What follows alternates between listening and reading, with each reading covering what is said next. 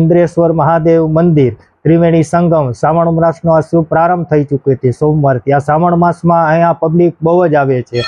આખા મહિનામાં પબ્લિક દર્શનાર્થે સવારથી સાંજ સુધી ભીડ રહે છે।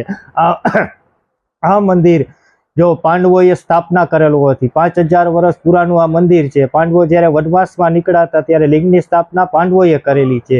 ઇન્દ્ર રાજાએ પૂજા કરેલ હોવાથી આ મંદિરનું નામ ઇન્દ્રેશ્વર મહાદેવ પાડવામાં આવેલું છે। અહીં સાધુ સંતોની સમાધિઓ આવેલ છે। કાલ ભૈરવનું મંદિર છે, બટુક ભૈરવનું મંદિર છે, ગાયત્રી માતાજીનું મંદિર છે તથા કંઈક દેવી દેવતાઓના મંદિર આવેલા છે। આ પટાંગણમાં પહેલી પૂજા કોઈ કરી નથી હોતી। પહેલી પૂજા સ્વયંભૂ થઈ જાય છે। કોણ કરી જાય છે, ક્યારે કરી જાય છે, કોઈને હજી સુધીમાં ખબર પડતી નથી।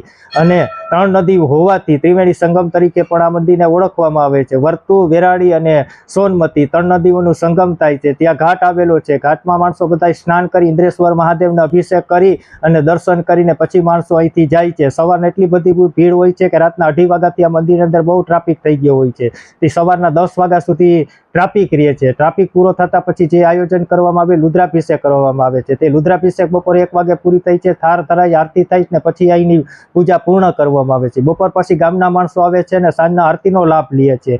સામે શમશાન આવેલું છે જે ભાણવરમાં ત્રિવેણી સંગમના કાંઠે શમશાન કહેવામાં આવે છે। ગંધર્પી શમશાન છે। ભારત આખાની અંદર જે 3.5 શમશાન આવેલું છે એમાં ભાણવું અર્ધ શમશાન તરીકે પણ ઓળખાય છે। અહીં આજુબાજુના ગામના 7 થી 10 ગામના માણસો અહીં પૂજા શમશાનમાં યજ્ઞ સંસ્કાર કરવા માટે આવે છે। ગંધર્પી શમશાન એટલે કહેવામાં આવે છે કે ભારતના કોઈ પણ સાધુ સંતો હોય છે આ શમશાનની અંદર એની ક્રિયા પૂરી કરવા માટે આવે છે।